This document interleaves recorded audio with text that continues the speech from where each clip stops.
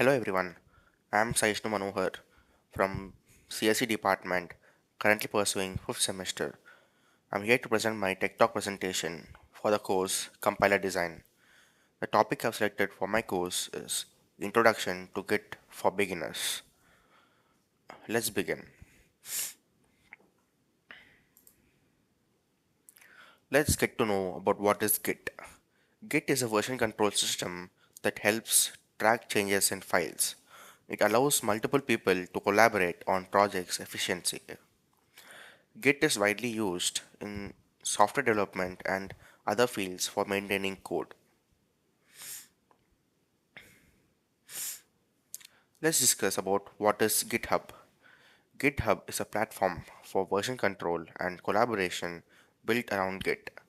It allows developers to store, manage, and track changes in their code using repositories.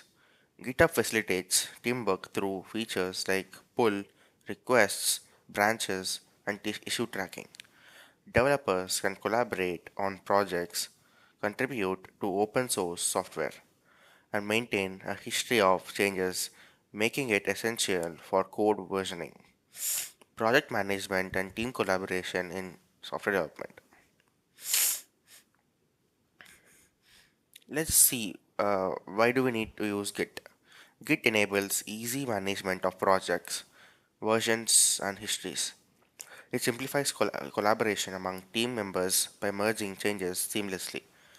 Git provides a backup of your work, making it easier to revert to previous versions. So, in this diagram, we can see the reasons of why we use Git. So, some of the reasons are speed, security, distributed, scalable, open source, branching, trendy, data assurance, staging area, clean history, integrity, workflow, local repository, and collaborations. Let's know about setting up Git. Download and install Git from the official website. Configure your Git environment with your username and email. Verify the installation by running a simple command in the terminal. Let's get to know about basic Git commands. The git init command initializes a new Git repository. This is a basic command everyone uses as soon as anyone installs Git, and this Git commands are uh, run on the terminal. The terminal is called git bash. And the next command is the git add command. This git add command stages files for the next commit. The next command, and the crucial command that we use frequently in git bash, is the git commit. The command will saves your changes and creates a snapshot.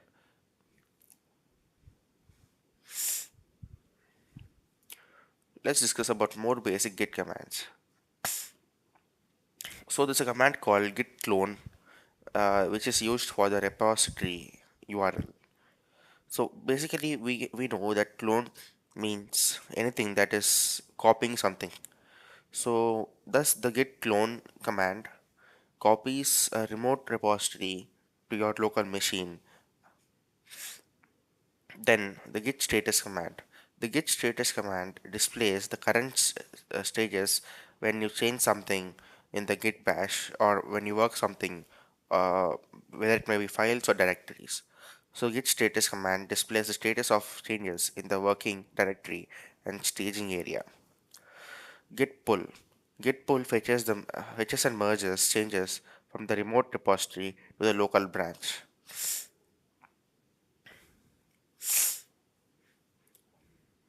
So there's another command called git push. So git push command is mainly used for when we want to upload local commits to the remote repository in our um, desktop.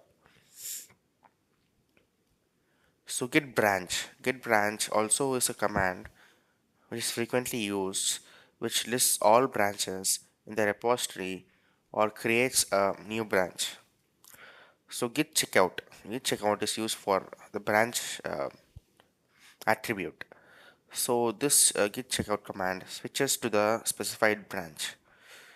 So git merge is also used for branch attribute. It merges changes from the specified branch into the current branch.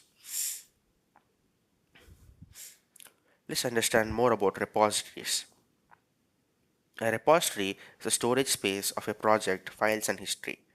You can have a local repository on your machine and remote ones on platforms like GitHub. Repositories can be public or private depending on your sharing preference.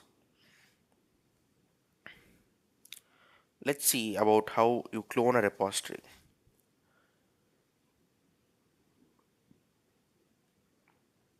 Clone allows you to create a local copy of a remote repository. You can use the git clone command. As you can see in the previous slide, as I said, the git clone command is used only for the attribute repository. So we know that it copies a remote repository to your local machine. So we use git clone for cloning a repository. So you can use the git clone command followed by the repository URL. This is useful for contributing to existing projects for accessing code. Staging changes. Staging prepares your changes to be committed to the repository. Use the git add command followed by the file name to stage individual files. As I've told you earlier, the git add command. So the git add command stages files for the next commit. So this is what we use for the staging process in Git. You can also add you can also stage all changes using git add for convenience. Committing changes. Committing captures the snapshot of your stage changes. Use the command git commit your message to create the commit with a message. So in the commands, I've also told you about git commit. So the git commit command saves your changes and creates a snapshot. So that's what we use for the process of committing changes. So commit messages should be concise and describe the changes made. So as you can see in the diagram, we are working with a directory and we use the git add command for the staging process. And once we are into the staging area, we use git commit command for creating a snapshot in the git repository. Let's see about viewing commit history. The git log command displays the history of commits in your repository. You can see the details such as commit hashes, authors, and timestamps. The history helps track the evolution of a project over time. Branching and Git. Branching allows you to work on a different features or fixes independently. Use git branch name to create a new branch. Branching helps you to keep your main code base clean and stable while developing features.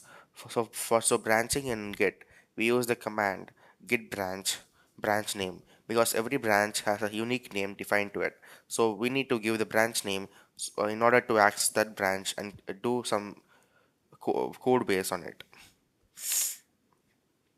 Switching branches. Switch between branches uses the command git checkout branch name. You can also use git switch branch name for an intuitive approach. Switching branches allows you to work on different tasks without interference. So in the diagram, as you can see, git checkout. So git checkout takes the attribute branch name. So in order to switch from one branch to another, we use git checkout. And also we use git switch, which takes all the attribute as branch name also. So if we need to create a new branch and also switches to it, then we use the command git checkout with the attribute -b branch name. Similarly, for git switch, we use -c branch name. Merging branches. Branches merging combines changes from one branch into another. Using the git merge branch name command while on the target branch, merge conflicts may occur if changes overlap, require manual resolution. So as you can see here, before merging, there's the main node which is all alone in the left image, and after a three-way merge, so the two other features have been merged into the main, and we get a complete diagram right now. Remote repositories are hosted versions of your projects like on GitHub. Use remote add origin URL to link your local repository to remote one. This connection allows you to push and pull changes between local and remote.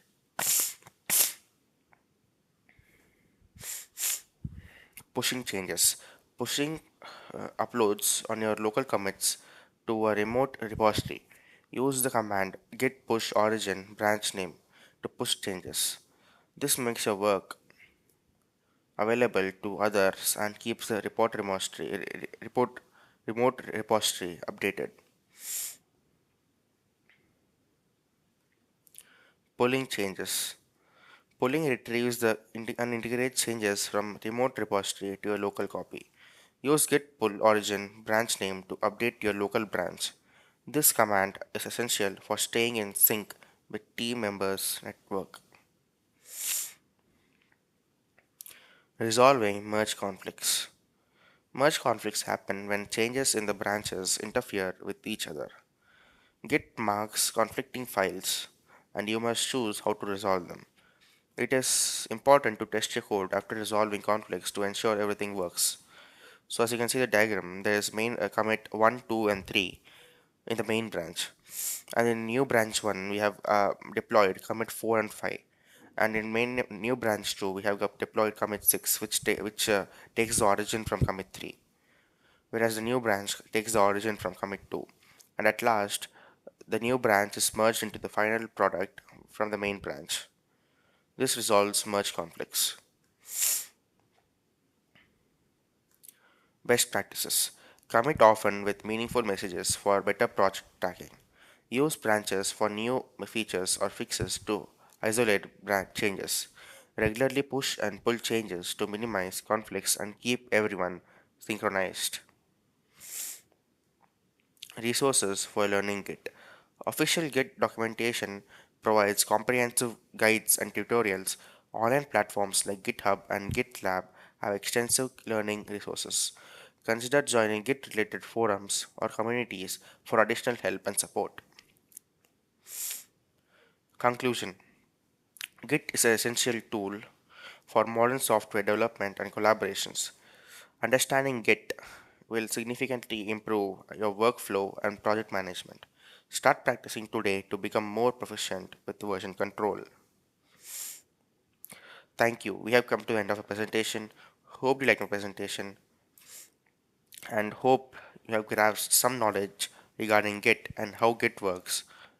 So thank you for your time. Have a great day.